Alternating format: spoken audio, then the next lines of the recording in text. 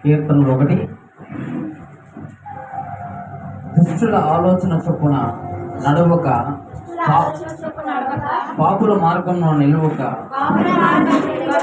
అపహాస్యకులు కూర్చుండే చోట కూర్చుండక, యెహోవా ధర్మశాస్త్రమందు ఆనందించుచు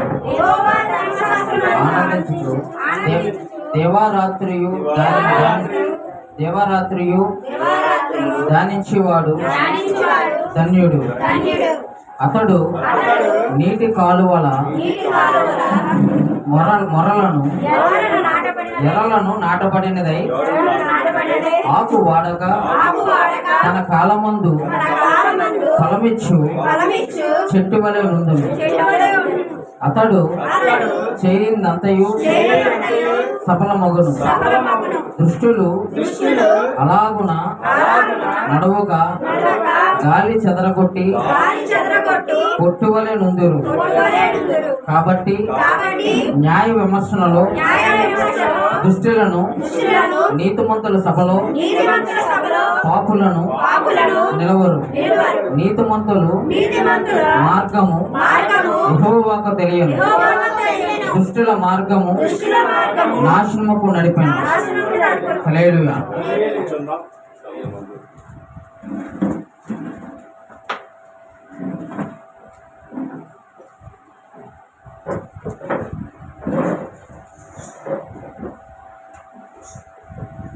తమ్ముడు ప్రైజ్ కూడా అమ్మా.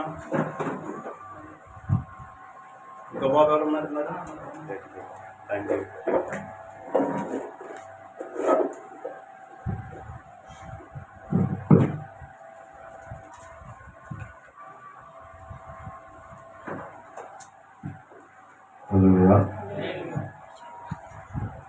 మత్తయి సువార్త 18:20 ఒకసారి మనం ప్రార్థిస్తున్నాం.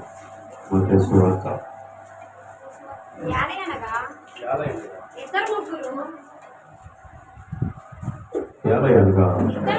ఇద్దరు ముగ్గురు నా నామమున ఎక్కడ అక్కడ నేను వారి మధ్య ఉంటునని చెప్పును. దేవుడు మన మధ్య ఉన్న వాళ్ళందరూ కూడా దేవునికి స్తోత్రాలు చెల్లించండి. దేవుడు ఎక్కడ ఉన్నాడట?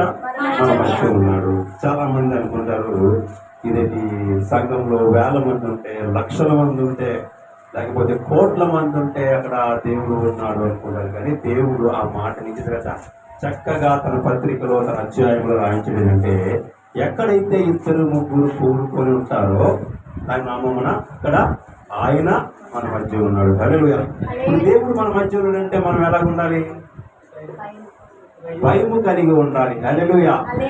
భయము భక్తి రెండు కలిగి మనము ఉండాలి. దేవుడు మన మధ్య ఉన్నాడంటే మనం ఎలాగంటే చాలా భయభక్తులు కలిగి ఉండాలి. ఎలాగ భయభక్తులు కలిగి ఉంటామంటే, వాస్తవానికి ఒక కలెక్టర్ గారి దగ్గర మనం వెళ్ళినప్పుడు, ఒక మినిస్టర్ గారి దగ్గరికి మనం వెళ్ళినప్పుడు ఎలా ఉంటాం? మనము చాలా వినయముగా, విధేయతగా, భయముతో, మరి మన చేతులు జోడించుకొని, లేకపోతే చేతులు దండ కట్టుకొని, లేకపోతే ఎనకలు పెట్టుకొని చాలా గౌరవప్రదమైన స్థానంలో మనం ఉంటాం. ఎందుకంటే మన మీద ఒక పెద్ద అధికారి కాబట్టి ఆయన ముందు మనం నిల్చున్నప్పుడు చాలా డిసిప్లైన్ గా మనం ఉండాలి. హల్లెలూయా. ఈ కలెక్టర్ కంట, లోక అధికారుల కంట మన రాజు పరలోక అధికారంలో చెందినవాడు. హల్లెలూయా. కనుక క్రీస్తు యేసు నిమిత్తము మనము చాలా విషయంలో మన జీవితంలో మార్చుకుంటూ, మన నడవడిక మార్చుకుంటూ, మన ప్రవర్తన మార్చుకుంటూ ఆయన యందు భయభక్తులు కలిగి ఆయన మాటలు శ్రద్ధగా మనం వినాలి. హల్లెలూయా. ఆయన మాటలు ఎప్పుడైతే శ్రద్ధగా వింటామో మన జీవితంలో ఒక మేలైన కార్యము దేవుడు చేయడానికి ఇష్టపడతాడు. హల్లెలూయా. హల్లెలూయా. కనుక పిల్లరా, ఇక్కడ కీర్తన గ్రంథం నుంచి మరి చదవబడిన మాటను బట్టి ఇక్కడ చదువుకుందాం. దుష్టులు ఆలోచన చొప్పున నడవక, పాపుల మార్గమును నిలవక, అపహాస్యులు కూర్చుంటే చోట్ల కూర్చుండక, యెహోవా ధర్మశాస్త్రములను ఆనందించుచు దీవారాత్రులు దాన్ని ధ్యానించేవాడు ధన్యుడు. ఇక్కడికి మనం ఎందుకు వచ్చామంటే దేవుని ఆశీర్వాదమును కూడుకొని. ఎందుకు వచ్చామంటే ఇక్కడ దేవుని ఆశీర్వాదమును మనము సంపాదించుకునేందుకు వచ్చాము. దేవుని ఆశీర్వాదమును మనం సంపాదించుకునేందుకు వచ్చినప్పుడు మనము ఎక్కడున్నామని జ్ఞాపకం చేసుకోవాలంట, దేవుని మందిరంలో ఉన్నామని జ్ఞాపకం చేసుకోవాలి. రెండోది దేవుడు మనతో ఉన్నాడని జ్ఞాపకం చేసుకోవాలి. ఒకటి దేవుని మందిరము, రెండోది దేవుడు మనతో ఉన్నాడు. ఏంటంటే దేవుడు మనతో ఉండడం ఏంటి? ఇక్కడ వీళ్ళందరూ మనుషులు కనపడుతున్నారు కదా, ఇక్కడ గోడ మీద ఒక చక్కని వాల్ పేపర్ కనిపిస్తుంది, అలాగే ఫ్యాన్లు కనిపిస్తున్నాయి, మైక్ సెట్లు కనపడుతుంటాం కదా. దేవుడు మన మధ్య ఉన్నాడని మీకు ఒక మాట వివరణ చూపించి ముందుకు వెళ్తాను. హల్లెలూయా. యోహాను సువార్త 1వ అధ్యాయం 1వ వాక్యం ఒకసారి చదువుతున్నాం. యోహాను సువార్త 1వ అధ్యాయం 1వ వాక్యం. ఆదియందు వాక్యము ఉండెను. ఆదియందు వాక్యము ఉండెను. వాక్యము దేవుని యొద్ద ఉండెను. ఆ వాక్యము దేవుని యొద్ద ఉండెను. వాక్యము దేవుడై ఉండెను. ఇప్పుడు దేవుడు ఎలాగున్నాడు మన మధ్య? ఎలాగన్నాడు దేవుడు మన మధ్య? చెప్పండి. దేవుడు మన మధ్య ఉన్నప్పుడు మనం ఎలాగుండాలన్నది వాక్యం చెప్తుంది. దేవుడు మన మధ్య ఉన్నాడు అని వాక్యమే చెప్తుంది. ఆదియందు వాక్యం ఉండెను, ఆ వాక్యము దేవుడై ఉండెను, ఆ దేవుడు మన మధ్య ఉన్నాడు. కనుక ఇక్కడ లేఖన భాగం చదువుకున్నప్పుడు ఇక్కడ మొదట దుష్టులు ఆలోచన చొప్పున నడువక. చాలా మంది దుష్టుల ఆలోచన చొప్పున నడుస్తున్నారు కాబట్టి ఈరోజు చాలా మంది దేవుని మందిరానికి రాలేకపోతున్నారు. కారణం అది. దేవుడు ఆలోచన చొప్పున నడిస్తే దేవుని మందిరానికి ఖచ్చితంగా వస్తారు. కాదు, దుష్టులు ఆలోచన చొప్పున నడుస్తున్నారు. ఏంటంటే దుష్టులు ఏమంటాడంటే నువ్వు ఎల్లకరా, చెయ్యికరా అని చెప్తూ ఉంటాడు, మనం ప్రేరేపిస్తుంటాడు అనమాట. ఇంకా తర్వాత వెళ్దాం, లాస్ట్లో వెళ్దాం, లాస్ట్లో అయితే బేగ అయిపోతే అన్నీ వెళ్ళిపోదాం, అక్కడ ఎండ ఎక్కువ లోపల ఉండలేం అంటూ ఉంటాడు కదా. ఇలాగ దుష్టుడు ప్రేరణ ఎలా ఉంటుందంటే మనిషిని భక్తి నుంచి తప్పించే ప్రయత్నం చేస్తాడు. అంటే మంచి స్వభావం కలిగిన మనము దేవునిలో ఎదుగుతున్నాము కాబట్టి దేవునిలో ఆత్మీయంగా ఎదగకుండా మనల్ని తప్పుదారిని పట్టించి తప్పుడు మార్గాలు తీసుకెళ్ళి ఆత్మీయమైన దేవుని కోల్పోయేలాగా మనం చేస్తాడు దేవుడు. హల్లెలూయా. ఈ రోజు వచ్చిన వారు తంగిలా, రాని వారు తంగిలా, వచ్చిన వారు తంగిలా. వచ్చిన వారి జీవ వాక్యము వాళ్ళ హృదయంలోకి ప్రవేశిస్తుంది. ఎవరి హృదయంలోకి జీవ వాక్యము ప్రవేశిస్తుందో వారి జీవితంలో ఒక మార్పు వస్తుంది. హల్లెలూయా. ఎవరి జీవితంలో మార్పు వస్తుందో వారి జీవితంలో ఆశీర్వాదం పొందుకుంటారు. ఈ ఆశీర్వాదం కోసం ఎంత మన దూరం వచ్చాం? ఈ దళిత కోసమే కదా ఎంత కష్టపడి, ఎంత ప్రయాసపడి, తెల్లవారు లేచి శుభ్రంగా స్నానం చేసి అంత దూరం నుంచి బయలుదేరి ఇక్కడికి ఎందుకు వచ్చామంటే దేవుడి నుంచి ఒక చక్కని ఆశీర్వాదం మనం పట్టుకొని పోనందుకు వచ్చాం. హల్లెలూయా. ఆశీర్వాదం పట్టుకొని పోనందుకు వచ్చినప్పుడు మనం ఎలా ఉండాలట? దేవుడు నాతో మాట్లాడాలని కోరిక కలిగి ఉండాలి. హల్లెలూయా. దేవుడు నా హృదయంలోకి ప్రవేశించాలని కోరిక కలిగి ఉండాలి. దేవుడు పరిశుద్ధాత్ముడైన అభిషేకించాలని కోరిక కలిగి ఉండాలి. ఎప్పుడైతే అలా కోరిక కలిగి ఉంటామో దేవుని వాక్యము లోతుగా మన హృదయంలోకి చొరబడి ఒక నూతనమైన విత్తనముగా మొలకెత్తి ఒక చక్కని ఆశీర్వాదం మనం పొందుకుంటాం. హల్లెలూయా. దానికని దుష్టుడు ఎలాగ మనిషిని ప్రేరేపిస్తాడు అని చూసుకుందాం. ఆదికాండంలోని 1వ అధ్యాయంలోని అవ్వ ఆదాము అనే ఇద్దరు వ్యక్తులు మనం చూస్తున్నాం. అవ్వ ఆదాముని దేవుడు ఎలా తయారు చేశాడు? తన సొంత స్వరూపములో ఆదామును తయారు చేశాడు. హల్లెలూయా. దేవునికి మనిషి అంటే ఎంత ఇష్టమో ఒకసారి మనం అర్థం చేసుకోవాలి. దేవుడు ఈ సర్వ లోకాన్ని అంటే ఈ లోకాన్ని మొత్తం 6 రోజుల్లో తయారు చేశాడు. ఎన్ని రోజులు? 6 రోజులు. 6 రోజులు అయిపోయిన తర్వాత ఈ లోకంలో ఒక వ్యక్తి ఉంటే ఈ లోకాన్ని పాలించగలడు, పరిపాలించగలడు. కనుక ఈ లోకంలో ఒక మనిషి కావాలి అనే ఆలోచన కలిగి ఉన్నాడు. ఈ లోకంలో మనిషి కావాలని ఆలోచన కలిగిన వాడు ఒక మట్టితో తయారు చేసి ఒక మనిషిని నిర్మించవచ్చు. కానీ ఎలా ఆలోచించాడంటే ఒక చేపను అక్కడ సృష్టిలో ఆ యొక్క ఆశీర్వాదంతో పుట్టించినవాడు, ఒక విత్తనం ఆశీర్వాదంతో పుట్టించినవాడు, ఒక సముద్ర జలాలను ఆశీర్వాదంతో పుట్టించినవాడు, ఒక సూర్య చంద్రుల ఆశీర్వాదంతో నిర్మించినవాడు, తన శక్తి నిర్మించినవాడు. కానీ మానవుడిని మాత్రం అలాగే నిర్మించలేదండి. హల్లెలూయా. ఎందుకు నిర్మించలేదంటే మానవుడు దేవుడు లాగా ఉండాలని కోరుకోగలడు. అందుకే అంటాడు మానవుడు తన స్వరూపమందు అంటాడు. అంటే మానవుడు ఎలా తయారు చేశాడు? దేవుడు తన స్వరూపంలో తయారు చేసుకున్నాడు. తన స్వరూపంలో తయారు చేసుకున్న ప్రతి ఒక్కడు కూడా దేవుడే ఈరోజు. అంటే ఏంటంటే మనం దేవుడు ఎలాగవుతామంటే ఆదాము నుంచి మనం అందరం కూడా విస్తరించబడిన వారమే. కనుక ఆదాములో పుట్టిన వారు మనం కాబట్టి ఆదాము నుంచి పుట్టిన ప్రతి ఒక్క మానవుడు కూడా దేవుని స్వరూపమై ఉన్నాడు. హల్లెలూయా. ఈరోజు వాస్తవానికి మనము కొన్ని మాటలు చెప్పుకున్నాం. ఈరోజు నేను నా పిల్లలను ప్రేమించినట్టుగా ఎదుటి వారి పిల్లల్ని ప్రేమించలేదు. సో నా పిల్లలు ప్రేమించినట్టుగా వీళ్ళు కూడా నేను ప్రేమించలేదు. ఇప్పుడు ఈ విషయంలో ఈ ప్రేమ ఎవరు ప్రేమించాలి? వాళ్ళ తల్లిదండ్రులు ప్రేమించాలి. వాళ్ళకు బాధ్యత అధికారులు పైన ఉన్నారు, వాళ్ళు ప్రేమించాలి. కానీ వీళ్ళని ప్రేమించినట్టుగా భార్యను వీళ్ళు ఎందుకు ప్రేమించలేనంటే ప్రేమించలేను, నేను మనిషి స్వభావంలో ఉన్నాను. కానీ దేవుడు అలా మాట్లాడలేదు. హల్లెలూయా. ఆదిలో ఆదామును ప్రేమించినట్టుగా ఈ రోజు మనం అందరినీ ప్రేమిస్తున్నాడు. దేవుడికి మహిమ కలుగునుగాక. హల్లెలూయా. ఆదిలో ఆదాముని ఎలాగ ప్రేమించాడో, ఆదిలో ఆదాముని నిర్మించినప్పుడు తన స్వరూపం ఎలాగ నిర్మించుకున్నాడో, ఈ రోజు కూడా మన విషయంలో దేవుడు అదే మాట మాట్లాడుతున్నాడు. ఆదాము సంతానమై మనం ఉన్నాం అందరము కూడా.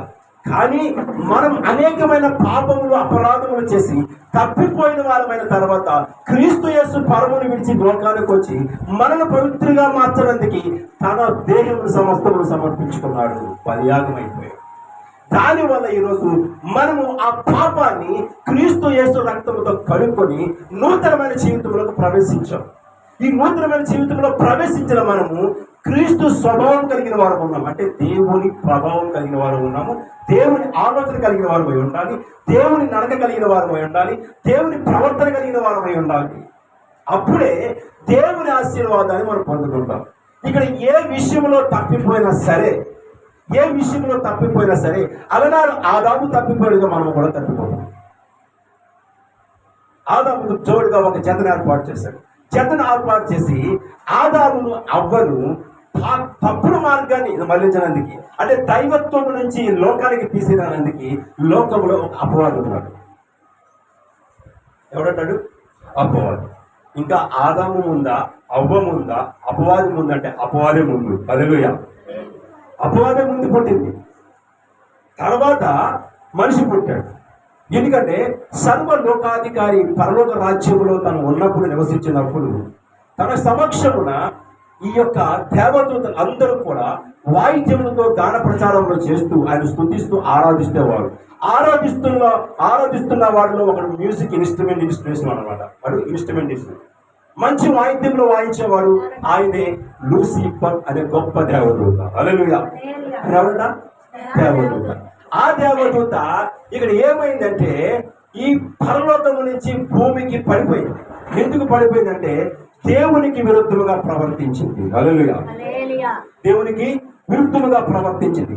దేవునికి విరుద్ధంగా ప్రవర్తించిన లూసిఫర్ కింద పడిపోయిన తర్వాత పాతాళ గర్భంలో నెట్టవేయబడింది. పాతాళ గర్భంలో నెట్టవేయబడిన లూసిఫర్ భూలోకంలో పైకి ఎప్పుడు వచ్చిందంటే మానవుడు జన్మించిన తర్వాత వచ్చింది. హల్లెలూయా. అంతవరకు ఎక్కడ బంధింపడినాడు? పాతాళ లోకంలో లూసిఫర్ బంధింపడి ఉన్నాడు, పరలోకం నుంచి తోసివేయబడి ఉన్నాడు, దేవునికి విరుద్ధంగా ప్రవర్తించాడు. కారణం ఏంటి తెలుసండి? ఎందుకు లూసిఫర్ విరుద్ధంగా ప్రవర్తించడానికి కారణం ఏంటి అంటే ఈరోజు నువ్వునేమి, ఈరోజు మనం అందరం కూడా లూసిఫర్కి స్నేహితులం అయిపోయాం. ఎందుకు స్నేహితులం అయిపోయామంటే లూసిఫర్ ని దేవుడు ఒక దేవదూతగాని గుర్తించాడు, కానీ మనల్ని దేవుడి కుమారుడు గుర్తించాడు. హల్లెలూయా. ఆయన సింహాసనం మీద మనకి అధికారం ఇవ్వడానికి ఇష్టపడ్డాడు. హల్లెలూయా.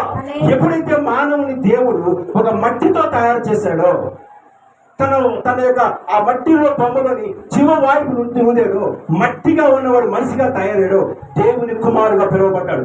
ఎప్పుడైతే దేవుని కుమారుగా పిలువబడ్డాడో లూసిఫర్కి మన మీద కోపం వచ్చింది. దేవుని మీదకి విరోధమైన రాజ్యములు మొదలు పెట్టాడు. ఎందుకు తెలుసా? ఆ పరలోక రాజ్యములో ఆ సింహాసనం మీద నిన్ను నన్ను మనందరి కూర్చొని పెట్టడానికి ఆ రాజు మన భూలోకానికి వచ్చాడు. హల్లెలూయా. ఆ రాజు భూలోకానికి కారణం ఏంటి? మనందరినీ కూడా ఆయన మహిమ సింహాసనం మీద కుడిపార్శ్వలో కూర్చొని పెట్టుకొని ఇదిగో నా బిడ్డ అని చెప్పనందుకు ఆయన భూలోకానికి వచ్చి మనందరినీ పవిత్రులుగా చేయడానికి ప్రయత్నం చేశాడు. హల్లెలూయా. ఈ క్రమంలోనే ఆదాము అవ్వ ఒంటరిగా ఉన్నప్పుడు అవ్వ దగ్గరికి లూసిఫర్ వెళ్ళి లూసిఫర్ మాట్లాడుతాడు. ఏమంటాడు తెలుసా? అవ్వా అన్నాడట. ఏమన్నాడమ్మా? ఎక్కడన్నా నిద్ర వస్తుందా? వస్తారు పాటలు పాడదు. ఎన్నిసార్లు ఫోన్ చేసి పిలిపించుకుంటున్నావు, నీకు ఇచ్చిన తల్లి నువ్వు పోగొట్టుకుంటున్నావు. అదేగా ఇంకొకరి కోసం తోడెత్తుకుంటే పరలోక రాజ్యం అని వెళ్ళమంట. గుర్తుంచుకోండి, ఎప్పుడు కూడా దేవుని దగ్గరికి అన్నది తోడెత్తుకోకండి. నా భార్యను తోడెత్తుకోను రా వెళ్తాను నేను నా బడిలో వచ్చేస్తాను అంతే. ఎందుకు? ఒక పాట ఉంది కదా, ఇద్దరి తిరగలు విసురుచుండగా పొలములు ఇద్దరు పని చేస్తుండగా ఇద్దరి తిరగలు విసురుచుండగా పొలములు ఇద్దరు పని చేస్తుండగా ఒకరు ఎంతవాడే ఒకరు విలువవాడే ఒకరు ఎంతవాడే ఒకరు విలువవాడే రెప్పపాటు నా ముందుబడి ప్రేమరాజు ప్రేమరాజు యేసు ప్రభు మళ్ళీ వస్తాడు. ప్రియమైన తన పెళ్లి సంగమును తీసుకుపోతాడు. ప్రేమరాజు యేసు ప్రభు మళ్ళీ వస్తాడు. మన ప్రియమైన తన పెళ్లి సంగమును తీసుకుపోతాడు. హల్లెలూయా. చెప్పండి, నా భార్య కోసం వేచి ఉంచితే ఆ సమయం ముందు రాజు వచ్చినప్పుడు ఇక్కడ లేకపోతే నా గతి నరకం పోవాలి. కనుక ఎప్పుడు కూడా మనం ఆలోచించుకోవాలి, దేవుని మందిరానికి ఎలా రావాలట చెప్పండి. ఎలా వెళ్ళాలి చెప్పండి. తిమోతి పత్రికలోని 3వ అధ్యాయంలో అక్కడ రాయబడుతుంది. 4వ అధ్యాయంలో 4వ అధ్యాయం రాయబడుతుంది. దేవుని యొద్దకు త్వరగా వచ్చుటకు ప్రయత్నము చేయమన్నాడు. హల్లెలూయా.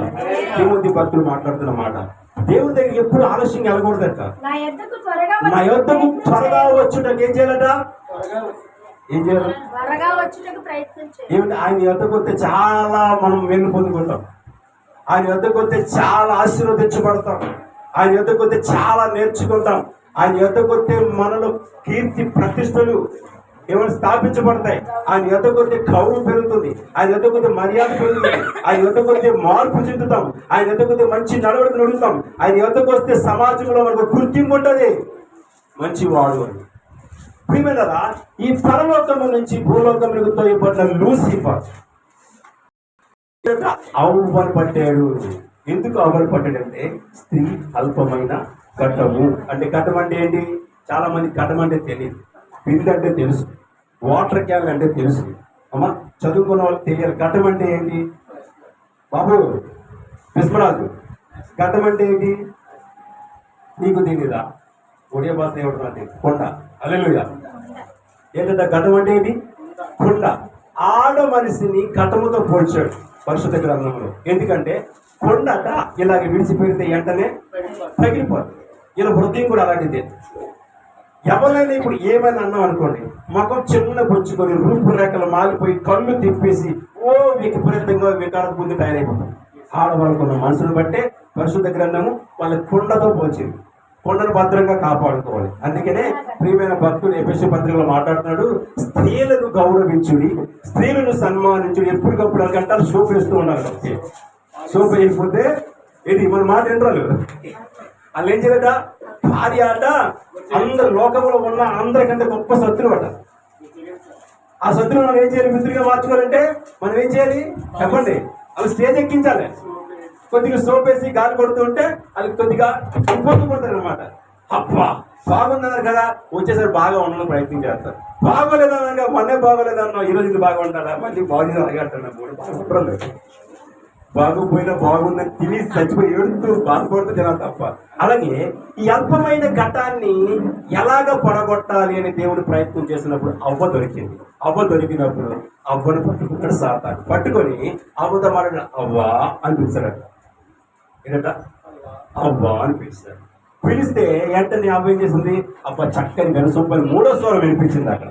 అప్పుడు వారికి ఇద్దరే మాట్లాడుకునేవారు. మిగతా జీవరాశులని అరుపులు కేకలు ఉండేవి, కానీ ఎక్కడ మాట్లాడలేవు. వీళ్ళిద్దరే మాట్లాడుకున్నారు. 3వ మాట వస్తే మనకి ఎలా ఉంటుంది చెప్పండి? చాలా వెనుసొంపుగా ధైర్యంగా ఉంటుంది కదా. ఆ ధైర్యం 3వ వాయిస్ వినపడింది కదా, ఎక్కడో మంచి స్వరం వినిపించింది అని అలాగని చెప్పి అని పలికిందంట. ఎవరు అని అడిగినప్పుడు నేను సర్పమును అని చెప్పిందంట. సర్పమును ఎందుకు బైబిల్ గ్రంథంలో పాముకి ఎందుకు పోతుందంటే, పాముకి విషము తలలో ఉంటుందంటే. ఎక్కడ ఉంటుంది? తలలో ఉంటుంది. దేనికి ఎక్కడ ఉంటుంది? మనిషికి ఎక్కడ ఉంటుంది? నీళ్ళవేళ్ళ ఉంటుంది. హల్లెలూయా. మీకు తెలుసు కదా నీళ్ళవేళ్ళ విషము ఎక్కడ ఉందో. మీకు తెలుసు మాడకండి, తెలుగు వస్తాను. ఈ మధ్యన బాగా ఫేమస్ అయిన పాట ఒకటి ఉంది. ఏ పాట రా తల్లి? పోయారే పోయారే పోయారే కోయి కోయి. ఎవరైనా చెప్పండి. విషమ మనిషి ఆయనకి చిన్నప్పటి నుంచి తల్లిదండ్రులు అడవిలో పెంచినప్పుడు విషం పెట్టి పెంచారు. విషపు మనిషి నుంచి విషాన్ని వెలగొట్టి దేవుడు తన యొక్క మందిరాన్ని అర్పించుకొని దేవుని సేవ చేయించుకున్న గొప్ప దైవజనుడు ఆయన ఈ పాడిన పాటలో కూడా అర్థం ఉంది. కానీ మనం ఏంటంటే ట్రెండ్ అయిపోయింది, సాంగ్ అందరికి కూడా క్యాజువల్ అయిపోయి ప్రతి డ్యాన్స్ బేబీ డ్యాన్స్ ప్రోగ్రామ్ ఇదే పాట, స్టేజ్ ఈ ప్రోగ్రామ్ ఇదే పాట, డీజేలో ఇదే పాట అనమాట. అందరికి కూడా ఈ పాట బాగా ట్రెండ్ అయిపోయింది అనమాట. పిల్లరా ఇక్కడ గమనించుకుంటే ఏంటంటే ఆ విషము, తలలో ఉన్న విషంతో ఉన్న యొక్క పాము, జీవరాశి యొక్క పాము ఆ యొక్క ఆవ్వను ఎలాగ పాడు చేయాలని తలంపు తనకు వచ్చింది. అందుకే పాము చాలా యుక్తి గలదట. ఏమా యుక్తి గలది అంటే సాతాను యుక్తి గలవాడు ఎందుకు రాయబడిందంటే మనల్ని పాపపు మార్గాన్ని ఎలాగ తీసుకెళ్లాలా అని ఆలోచిస్తున్నాడు. మనం మంచి మార్గాన్ని నడుస్తున్న వాడికి తెలుసు కాబట్టి మనల్ని పాడు చేయలేదు ఫస్ట్ టార్గెట్ అండి. పాడే పని గురించి పట్టించుకోడండి. ఈరోజు తాగేసి పడుకునే చేయమంటారు.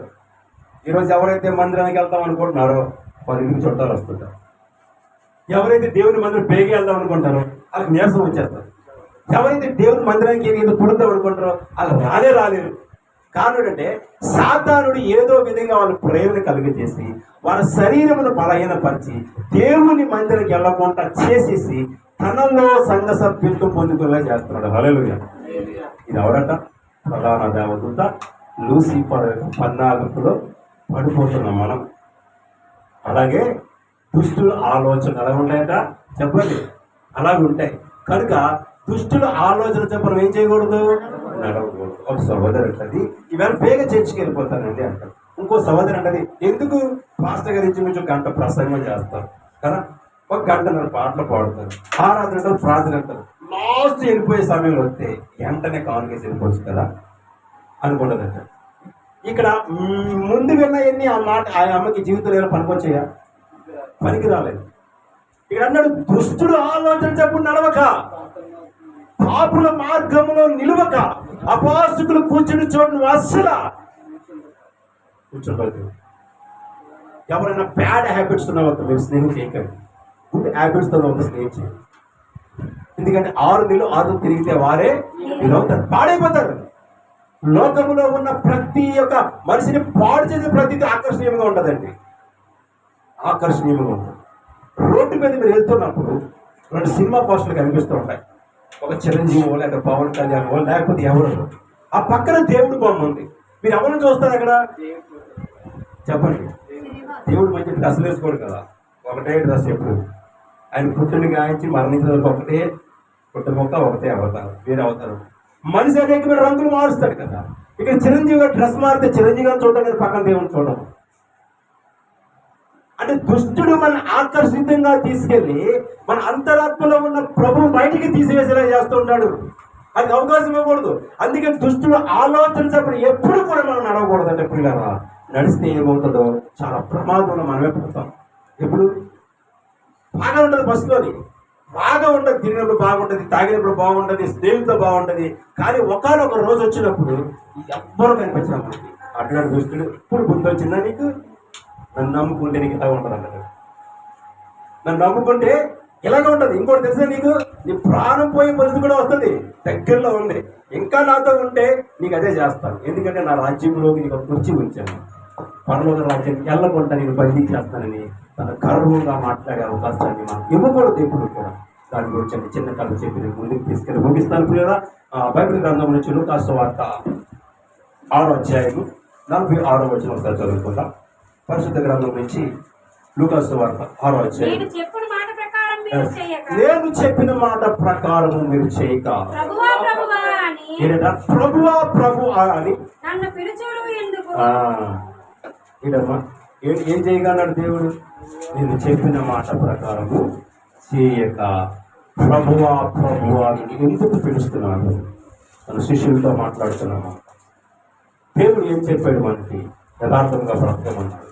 దేవుడు ఏం చెప్పాడు మనకి? పాపాన్ని విడిచిపెట్టమన్నాడు. దేవుడు ఏం చెప్పాడు మనకి? న్యాయముగా యథార్థముగా సత్యముగా ప్రవర్తించమన్నాడు. దేవుడు ఏం చెప్పాడు మనకి? ఎక్కువ ప్రార్థన చేయమన్నాడు. దేవుడు ఏం చెప్పాడు మనకి? దివారాత్రము ఆయన పరిశుద్ధ గ్రంథాన్ని ధ్యానించమన్నాడు.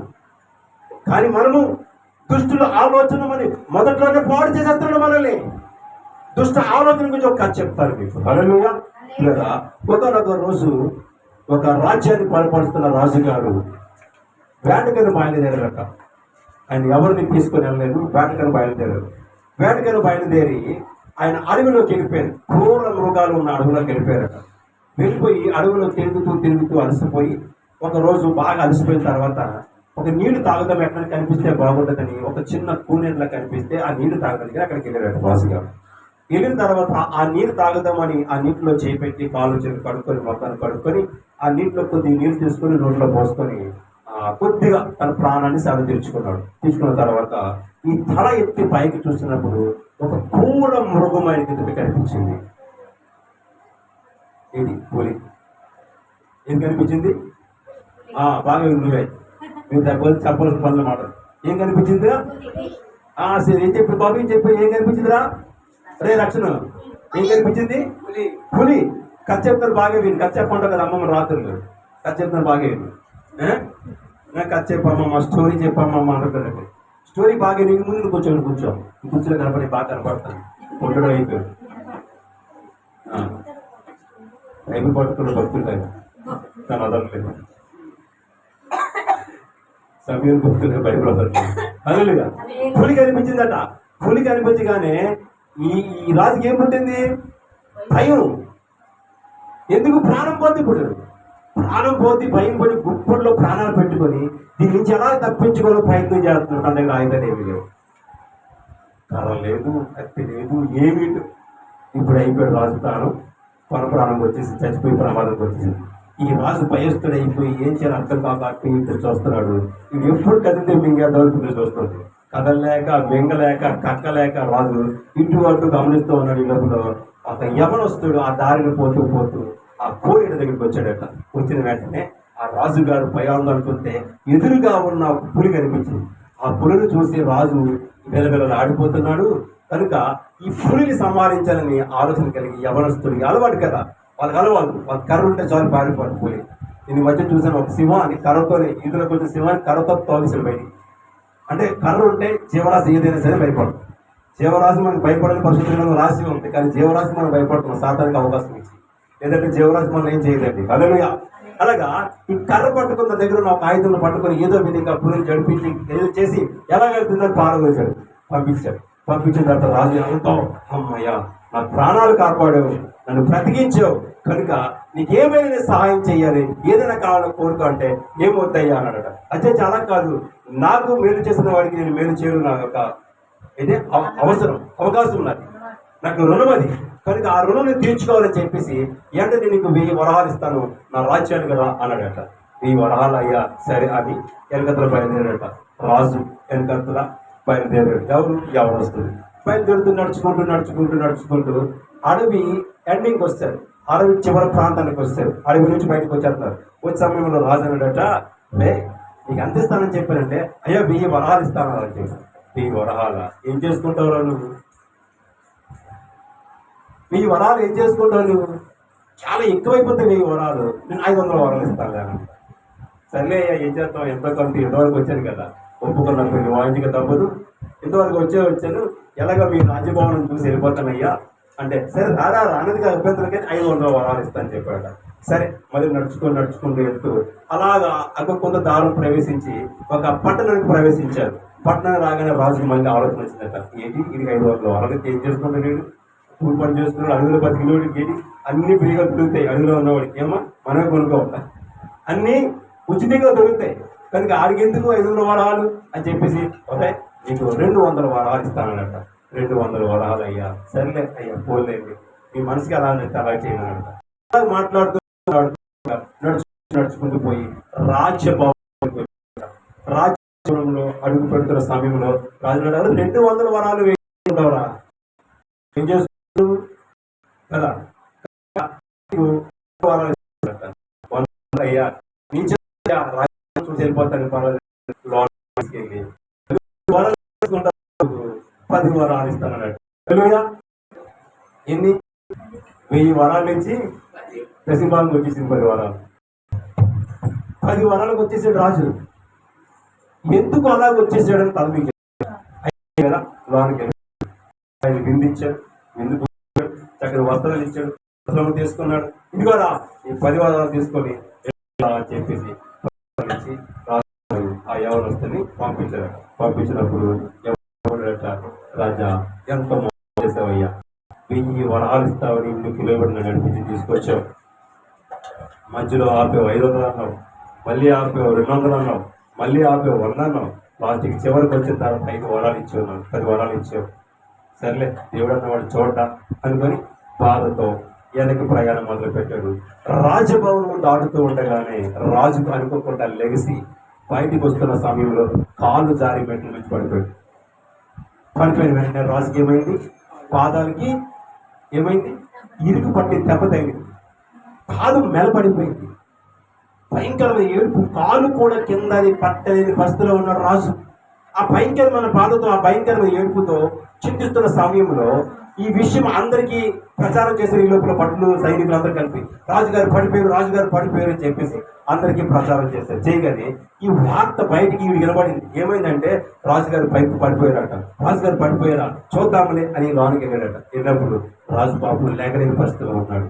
రాజుతో ఎవరితో మాట్లాడుతున్నాడట, రాజా పడిపోయారా, అవునరా లేకలేకపోతుంది, అయితే మీ కాలు నయం చేసే ఒక ఆకు మందు నా దగ్గర ఉందండి, అది రాస్తే మీ కాలు నయం అయిపోద్ది అని చెప్పాడట.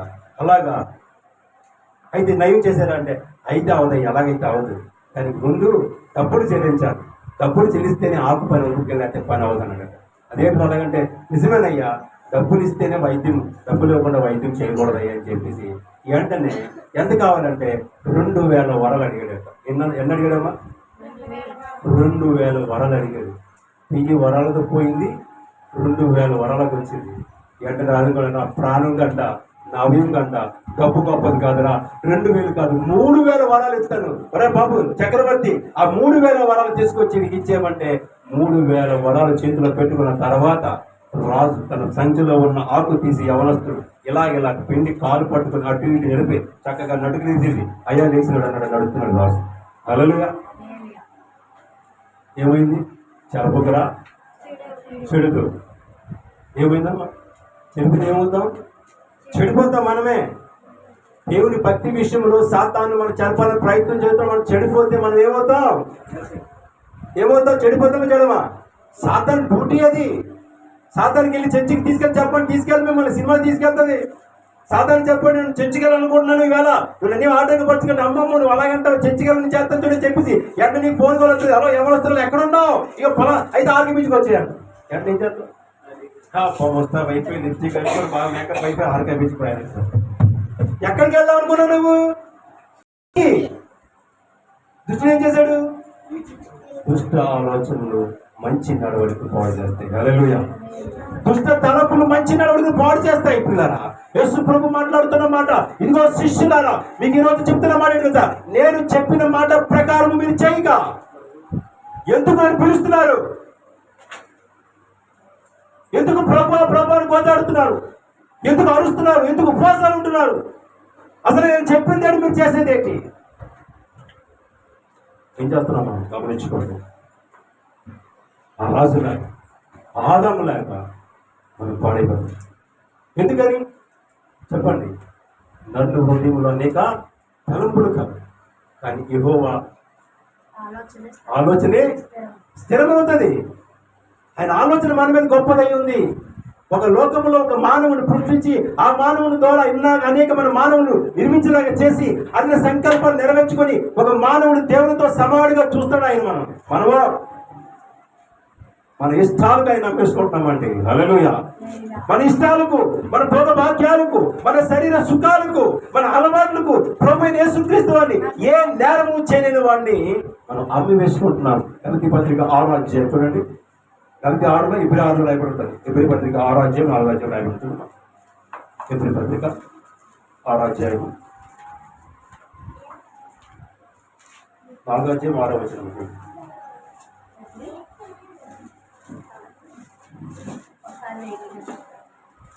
ఒకసారి వెలుగు పడి 6 చదువు. ఇబ్రీ పత్రిక కదా చదువు. ఒకసారి వెలిగింపబడి ఇప్పుడు బాగా గమనించండి, ఒకసారి వెలిగింపబడి పరలోక సంబంధమైన వరమును రుచి చూచి పరిశుద్ధాత్మతో పాలివారి దేవుడు దివ్య వాక్యమును రాబోవు యుగ సంబంధమైన శక్తుల ప్రభావమును అనుభవించిన తరువాత తప్పిపోయిన వారు తమ విషయంలో దేవుని కుమారుణ్ణి ఏం చేస్తున్నామట ఏం చేస్తున్నాం? అపవాది ఉచ్చులో పడిపోతున్నాం మనము. సినిమాలు, సీరియాలు, ప్యాకెట్లు, తాగుడు, వ్యసనములు, ఇవన్నీ ఏం చేస్తున్నాం? మనం తీసుకున్న బాప్తిజం చాలా వాల్యుబుల్ అండి. అది మారు మనసుకు సాదృశ్యమే బాప్తిజము. నీటిలో మనం కడగబడుతున్నాము, పరిశుద్ధాత్మతో నింపబడుతున్నాము, తిరిగి మళ్ళీ బురదలోకి వెళ్తున్నాం. ఏం చేస్తున్నాం? యేసుక్రీస్తుని మరలా మనము సిలువ వేస్తున్నాం. గమనించుకోండి ప్రతి ఒక్కరు కూడా. ఒకసారి వెలిగించబడ్డ మనము, ఒకసారి రక్షించబడ్డ మనము, ఒకసారి స్వచ్ఛత పొందిన మనము, ఒకసారి అభిషేకించబడ్డ మనము, ఒకసారి తన రూపంలో మార్చబడిన మనము మరొకసారి సిలువ వెలిగించు లోకములో ఎవరు మనం చూడవచ్చు. ఆయన ఖచ్చితంగా మనం చూస్తూనే ఉంటాడు. హల్లెలూయా, హల్లెలూయా, హల్లెలూయా, హల్లెలూయా. మనం ఎక్కడున్నా ఆయన చూస్తాడు. ఎక్కడుంది రాయబడింది సార్? కీర్తన గ్రంథం 14 చదివాము. కీర్తన గ్రంథం 14 అధ్యాయం, కీర్తన గ్రంథం 53 అధ్యాయం కూడా రాయబడుతుంది అన్నమాట. కీర్తన గ్రంథం 14 అధ్యాయం, దేవుడు లేడని బుద్ధిహీనులు తమ దేవుడు లేడని బుద్ధిహీనులు తమ హృదయంలో పాపము చేసే ప్రతి ఒక్కడు, అసహ్య కార్యములు చేసే ప్రతి ఒక్కడు, నిత్య నికృష్టంగా తిరిగే ప్రతి ఒక్కడు, గొడవలాడే ప్రతి ఒక్కడు, కూతురు మాట్లాడే ప్రతి ఒక్కడు, వ్యభిచారం చూస్తున్న ప్రతి ఒక్కడు, సినిమా చూస్తున్న ప్రతి ఒక్కడు, సీరియల్ చూస్తున్న ప్రతి ఒక్కడు, ఐవికి వ్యవసాయంతో బతికిన ప్రతి ఒక్కడు కూడా ఏమనుకున్నాడు? దేవుడు లేడు అనుకుంటాడు. అంటాడు దేవుడు లేడు అనుకుంటాడు. తర్వాత చదువమ్మా. వారు చెడిపోయిన ఏది ఈలాగే సేమ్ మానవులాగే వీళ్ళు కూడా అసహ్యమైన కార్యము చేస్తూ ఉంటారట. మేలు చేయవాడు ఒక్కడును లేడట. వివేకము కలిగి ఎవరు కావాలి దేవునికి? ఎవరు కావాలి దేవుడు చెప్పండి? వివేకము కలిగి దేవుని వెతుకు వారు కలరేమో అని యెహోవా ఆకాశము నుండి చూచి ఏం చెప్తాడు దేవుడు మనల్ని? మనం దుప్పట్లో ఉన్నామా, దుప్పట్ల కింద కూర్చొని సెల్ ఫోన్ లో మాట్లాడుకుంటున్నామా, సెల్ ఫోన్ చూస్తున్నామా, టీవీలు చూస్తున్నామా, సినిమాలు చూస్తున్నామా, సినిమా హాల్లో కూర్చున్నామా, బీచ్ల్లో ఉన్నామా, పార్కుల్లో ఉన్నామా, బారుల్లో ఉన్నామా? దేవుడు చేస్తున్నాడు లేదా? ఏం చేస్తున్నాడు నూతమ్మ గారు? దేవుడు ఏం చేస్తున్నాడు? మీతో గొడవడుతున్నామని దేవుడు చూడట్లేదా? మిమ్మల్ని అన్యాయంగా తిడుతున్నామని దేవుడు చూడట్లేదా? మీతో మాట్లాడమని దేవుడు చూడట్లేదా? దేవుడు చూస్తూనే ఉన్నాడు. ఈ రోజు దేవుని మందిరం రాకుండా మంచాల మీద పడుతున్న దేవుడు చూడట్లేదా? చూస్తున్నాడు. చూస్తున్న వారి కోసం మాట్లాడుతాడు. ఏమి తెలుసా? లూకాసు వార్త 6:46 వచనము, నేను చెప్పిన మాట ప్రకారం మీరు చేయక ప్రభువా నేను పిల్లలు దేనికి పిలుస్తా చెప్పండి? ప్రార్థనకి రమ్మంటే రారు, ఆన్లైన్ ప్రార్థనలో జాయిన్ అవ్వమంటే జారు. నాకు అనేక కష్టాలు ఉన్నాయి, అనేక బాధలు ఉన్నాయి, అనేక సమస్యలు ఉన్నాయి. ఏ లోకములు అన్ని సమస్యల కంటే బరువు అయిపోయిందో దేవుని సమస్య నీకు? ప్రార్థనలో జాయిన్ ఎందుకు తెగులు? ఆ ప్రార్థన అనేకమైన కార్యములు చేతులు దేవుని వాక్యం చెప్తుంది. మార్కు సువార్త 9వ అధ్యాయం 26వ చదువు ఒకసారి. మార్కు సువార్త 9వ అధ్యాయం 26వ వచనం.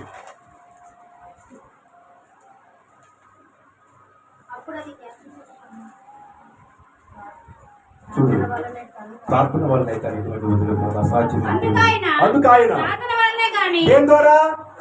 నీ దెయ్యం పోవాలంటే ప్రార్థన వల్ల పోతుంది. నీకు ఉద్యోగం కావాలంటే ప్రార్థన వల్ల వస్తుంది. నీ రోగం పోవాలని, నీ దెయ్యం పోవాలని, పిచ్చి పోవాలన్నా, నీ అనేకమైన ఉపద్రవాలను తొలగించబడాలన్నా ప్రతిదీ కూడా దేని ద్వారా పోతే? ప్రార్థన వల్ల పోతుంది. యేసుక్రీస్తు వారు ఒక చనిపోయినప్పుడు సమాధికి వెళ్ళాడు. అప్పుడు చచ్చిపోయి 4 రోజులు అయింది. ఎన్ని రోజులు అయిందమ్మా? అమ్మా సిస్టర్ దాన్ని చూడండి, చూడు అర్థం నీ పని ఏమన్నా పెంచుకుంటావా? తర్వాత చర్చ అయిపోయింది తీసుకెళ్ళిపోయి సాయంత్రం అడిగి తీసుకురా, అడి దగ్గర ఉంటే. ఇప్పుడు ముసుముసుగా బుర్ర చూసేస్తున్నావు, పుట్ట అందాలు చూసేస్తున్నావు, ఎగబడిపోతున్నావు. అని మీద అంతా కాదు చూడు వాక్యం. నా కళ్ళు అందరూ చూస్తున్నాయి కదా, దేవుడు అందరూ చూస్తున్నాడు కదా. దేవుడు మందిరంలో మనం ఎలా ఉండాలట? భయభక్తులు కలిగి ఉండాలి. హల్లెలూయా. మీరు చెప్పి మర్చిపోయారు ఇదమ్మా. ఎవరంటారు మాట? సరే రాజు గారు ఎక్కడికి వెళ్ళాం మనం? మరి అనుకోవచ్చు ఒకసారి. ప్రార్థన వల్ల నీ దెయ్యం పోవాలన్నా, నీ రోగం పోవాలన్నా, నీ సమస్య పోవాలన్నా, నీ వ్యాధి పోవాలన్నా, నీకు ఎలాగైతే పని దొరకాలన్నా ప్రార్థన ద్వారా. చచ్చిపోయిన దగ్గరికి వెళ్ళి యేసు ప్రభు 4 అయిపోయింది, కుళ్ళిపోయి సవాలు వేస్తుందా? మనం లేపగలమా?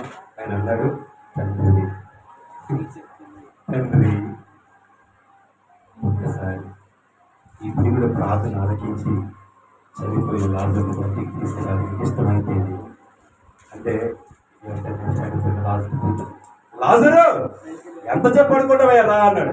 అంటే లాజరు పేద వస్త్రములతో పాటు బయటకు వచ్చేసరికి తెప్పుకొని హల్లెలూయా. హల్లెలూయా. ఎక్కడుంది శక్తి? ఆ తండ్రి నీవు నా మనవి వినినందున, నీవు ఎవరు మనవి? నా మనవి ఇక్కడ వినినందున యేసుప్రభు ఏం చేశాడు? ఏం చేశాడమ్మా చెప్పండి అందరూ. ఏం చేశాడు యేసుప్రభు? ప్రార్థన చేసి మనం అంటే ఏంటి? మనం చేస్తున్న ప్రార్థన ఆయనకి చెప్పడం, ఆయనతో మాట్లాడడం. ఆయన వాక్యంతో మనతో మాట్లాడుతున్నాడు. ఏం చేస్తాడు? మనం రాత్రులు రోజు ఆయనతో మాట్లాడుతున్నాం. ఆదివారం వాక్యంతో మనతో మాట్లాడతాడు. రాత్రి 10 నిమిషాల వాక్యంతో మనతో మాట్లాడతాడు. దేవుడు మనతో మాట్లాడడం వాక్యం వింటాం. దేవుడితో మనం మాట్లాడడం ప్రార్థన చేయడం. యేసు ప్రభు అంత గొప్పవాడే, పరిశుద్ధంగా జీవిస్తున్న వాడు అన్నాడట, తండ్రి నీవు నా మనవి కాన్ఫిడెంట్ గా మాట్లాడతాడు. ఇంకా లాజరు సమాధిలో ఉన్నాడు, పేదవతలో కట్టబడి ఉన్నాడు, కుళ్ళిపోయి ఉన్నాడు. అప్పుడు అన్నాడు దేవుడు, నువ్వు నా మనవి వినేసావు. విన్నందున ఎంత ధైర్యంగా మాట్లాడతాడు. కృతజ్ఞతాస్తుతులు చెల్లించుచున్నాను. చూడండి, ఇంకా బతికినాడు. ఇంకాను ప్రార్థన చేసినప్పుడు లాజరు బతికున్నాడా? చచ్చిపోయి లాజరు గురించి మాట్లాడుతున్న మాట దేవుడితో, నీవు నా మనవి విన్నందున అన్న మాట ఇంకొక రిఫరెన్స్ లో రాయబడి ఉంటుంది. లూకాసు వార్తలో రాయబడి ఉంటుంది. తెలిస్తే నువ్వు అనేక మార్లు నా మనవి విని ఉన్నావు, అనేక మార్లు. అందుకే నా ప్రస్తావన చెప్పాను, నువ్వు నా మనవి వినినందున నీకు కృతజ్ఞతాస్తుతులు చెల్లించుచున్నాను. నేను రుణపడి ఉన్నాను. నీవు ఎల్లప్పుడూ నా మనవి వినిచున్నావని ఎల్లప్పుడూ అక్కడ రాయబడి, నువ్వు ఎల్లప్పుడూ కూడా నా మాట వింటున్నావయ్యా, నేను చేస్తున్న ప్రార్థన వింటున్నావు, జవాబిస్తున్న వెంటనే. ప్రార్థన చేస్తేనే యేసుప్రభు అంతటా వాడు మాదిరి చూపిస్తే ఆ యేసుప్రభు పాదలు నడవది మన తెగుళ్ళు వచ్చేస్తాయి మనందరికీ. హల్లెలూయా. ఏమంటే సమయం లేదు, ఏమంటే సమయం లేదు. నిద్రకి ఇచ్చిన సమయం దేవుడికి ఇవ్వలేకపోతున్నాం, తిండికి ఇచ్చిన సమయం దేవుడికి ఇవ్వలేకపోతున్నాం. పిల్లగా దేవుడు అన్నాడు, దివారాత్రములు దివారాత్రములు ధ్యానించువాడు ధన్యుడు అని చెప్పడానికి కారణం. ఆయన అంటాడు, యేసుప్రభు అంటాడు, నేను చెప్పిన మాట ప్రకారం మీరు చేయుట. మనం అర్థం చేసుకుని చెప్పిన మాట ప్రకారం చేయుట. ప్రభువా ప్రభువా అని పిలవడం దేనికి? ప్రభువు చేసే అర్హత లేదని చెప్తాడు అక్కడ దేవుడు. ఆలోచించండి ఒక్కసారి.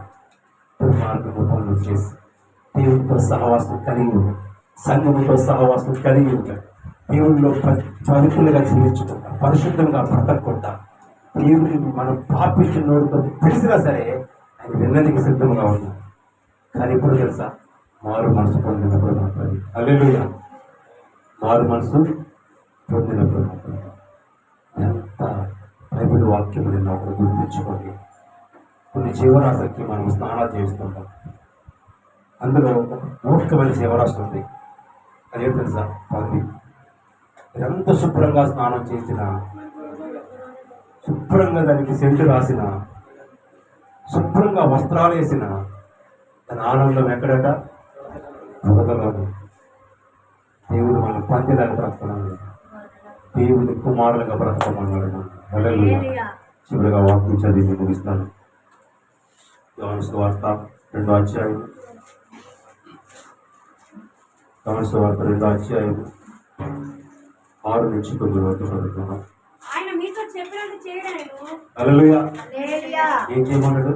ఆయన ఇప్పుడు వరకు మనకు విన్న దాన్ని బట్టి ఏం చేయాలి? మనము చెయ్యాలి. ఏం చెయ్యాలి?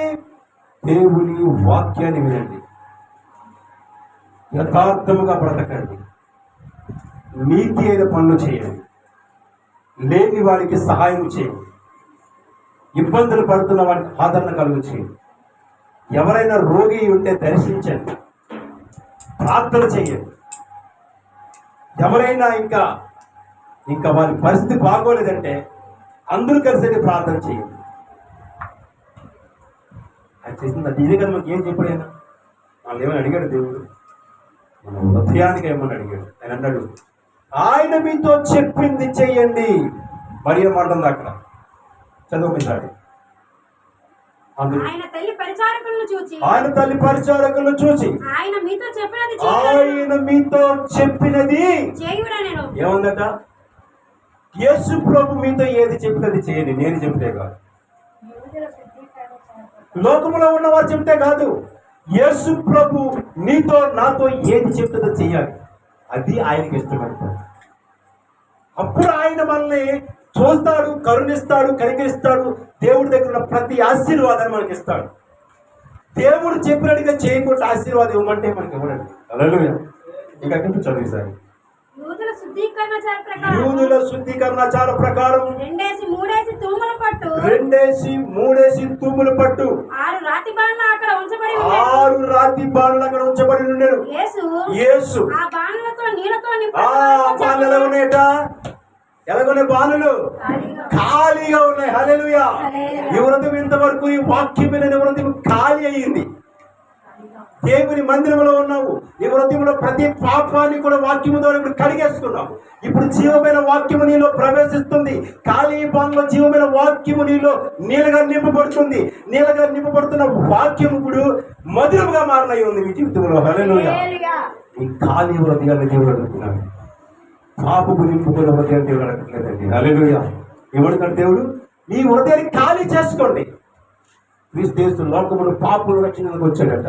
పాపులు ఎప్పుడు రక్షిస్తాడు, పాపాన్ని కలుపుకొని ఇప్పుడు రక్షిస్తాడు. అంతే కదా. ఆ రక్తం రోగంతో స్త్రీ దగ్గరికి వెళ్తే, ఆ పట్ట వేయబడి దేవలు పట్టబడి స్త్రీ దేవుడి దగ్గరికి వెళ్తే ఆయన అంటున్నాడు, ఇక మీద నువ్వు పాపము చేయకు. అంటే ఇప్పుడు నా దగ్గరకు వచ్చిన తర్వాత మొత్తం కడుక్కున్నా, నువ్వు నీకున్న దెయ్యాలు మొత్తం వదలగొట్టేశాను నేను. ఇప్పుడు పవిత్రాలుగా ఉన్నావు. ఇక మీద నువ్వేం చేయకూడదు, పాపము చేయకుండా ఉంటే నీ హృదయం ఆశీర్వాదంతో నింపబడుతుంది. దేవుడికి మహిమ కలుగును గాక. హల్లెలూయా. మరి పాపము చేయబడితే నీ హృదయం బురదతో నింపబడుతూ ఉంటది, శాతాలతో నింపబడి ఉంటది. తిరిగి దేవుడు ఆ బురదలోకి ప్రవేశానికి ఇష్టపడడు. హల్లెలూయా. అది ఇష్టపడాలంటే ముందు నీ ఖాళీ హృదయం ఖాళీ చేసుకోవాలి. ముందు ఏంటి, నీ హృదయం ఎటువంటి ఐక విచారం ఉందా ఖాళీ తీసే బయటికి. సినిమాలు, చికారు, సీరియల్, కోతులు ఏమన్నా ఐక విచారం ప్రతిదీ ఖాళీ చేసేసి పరిశుద్ధంగా దేవుని పిలుపు. ఇప్పుడు ఈ హృదయంలోకి దేవుడు రాబోతున్నాడు. హల్లెలూయా. యా ఇవాళ ఖాళీ హృదయం, ఖాళీ ఉన్న హృదయంలోకి నీళ్ళు అనే వాక్యాన్ని నింపమన్నాడు దేవుడు. నీళ్లు నింపిన తర్వాత నీళ్ళేమయ్యట చెప్పండి, ఏమయ్యే నీళ్ళు? నీళ్ళే కదా నింపాడు అక్కడ. ఈరోజు మన జీవితం అదే కదా చెప్పండి. నన్ను తిట్టిన వాళ్ళు నేనేమయ్యాను, ఆశీర్వాదంగా మారి. హల్లెలూయా. తెలుసా, దేవుడికి తల వంచితే. ఎప్పుడు దేవుడికి తల వంచితే మనం మాట్లాడకూడదు. మనం మాట్లాడితే దేవుడు ఏమీ మాట్లాడదు. మనం ఆయనతోనే మాట్లాడాలి. లోకంతో ఎవరితో మాట్లాడితే ఆయన ఇష్టపడడు. ఇవాడు చెప్పనా, మీరు లోకంలో గంట కూర్చొని ఎవరితోనే మాట్లాడండి, ఆయన సాటిస్ఫాక్షన్ ఉండదు. ఆయనతో కూర్చొని మాట్లాడండి, ఆయన ఎంతో సంతోషపడతాడు. మీ మార్గము సరళము చేస్తాడు, మీ త్రోవలు మంచిగా తయారు చేస్తాడు, మీ బుద్ధిని మారుస్తాడు, వివేకం ఇస్తాడు, జ్ఞానం ఇస్తాడు, జ్ఞానంతో ఆశీర్వాదం ఇస్తాడు. నువ్వు కోరుకున్న ప్రతిదీ అడుగుపెట్టి ప్రతి స్థలం కూడా నువ్వు దీవించబడతావు, ఆ స్థలం దీవించబడతాడు. హల్లెలూయా. ఖాళీ హృదయం అడిగి ఈరోజు నీ హృదయం అవధి ఖాళీ ఉందా ప్రభువా? ఇది అలనాడు ఆదామును మోసం చేసింది, సాతానును మోసం చేస్తుందని ఇక సాతానికి అవకాశం ఉంది. ఈ వాక్యాన్ని హృదయంలో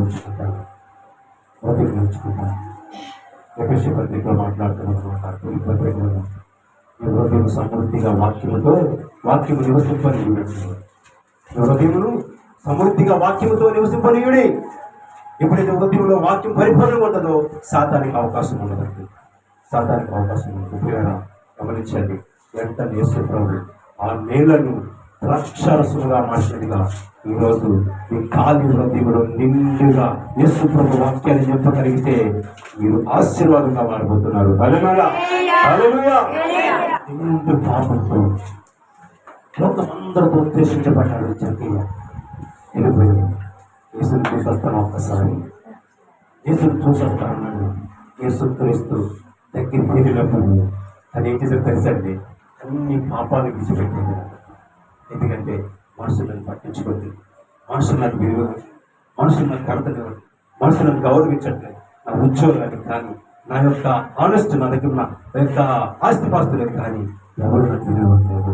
ఒకసారి ఏసై దగ్గరికి వెళ్తాను, చూసి వస్తాను అంటే ఏసై దగ్గరికి వెళ్ళాడు. వెళ్ళి అలాగనే ఏసయ్య ఖాళీ హృదయాన్ని చూసాడు. ఏసీ చూసలేదు. అబ్బాయి జక్కయ్య, నువ్వు 6 మంది తెచ్చుకున్న దగ్గరికి వచ్చావు, చాలా సంతోషం. నువ్వు ఎవరో నాకు తెలియదు, కానీ వెళ్ళిపోతున్న వ్యక్తి ఆగి నిలబడి వెనక్కి తిరిగి చూడండి. ఎంత ఈరోజు ఒక కలెక్టర్ గారు ఆగమంటే ఆగడు, అవుతాడా?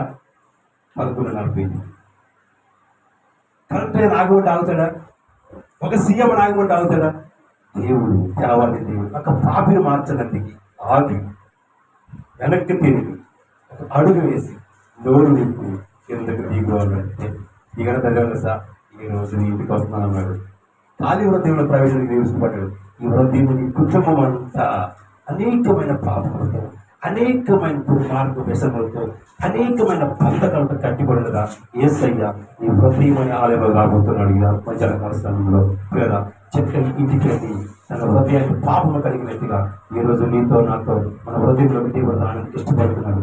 ఈ హృదయాన్ని దేవునికి ఇష్టపడుతున్నారు. ఎవరైనా దేవుని హృదయాన్ని ఇస్తాను, ఇక మీదగా దేవుడితో బ్రతుకుతాను, దీవారాత్మ మీద గడిపే ప్రయత్నం చేస్తాను అని ఒక తీర్మానం చేస్తున్న వాళ్ళందరూ చేతుల పైకి ఎత్తండి. ఇదిగో ప్రభువా, అందరూ లేచించండి. ఇదిగో ప్రభువా, లేచించండి. మన ఖాళీ హృదయాలను దేవుడు రాబోతున్నాడు. ఇంతవరకు దేవుని మందిరంలో ఉన్నాం. దేవుడు ఘనమైన కార్యములు మన పట్ల చేస్తున్నాడు. ఇంకా రానున్న భవిష్యత్తు కాలంలో ఎన్నో అద్భుతమైన కార్యాలు మన పట్ల చేయనున్నాడు.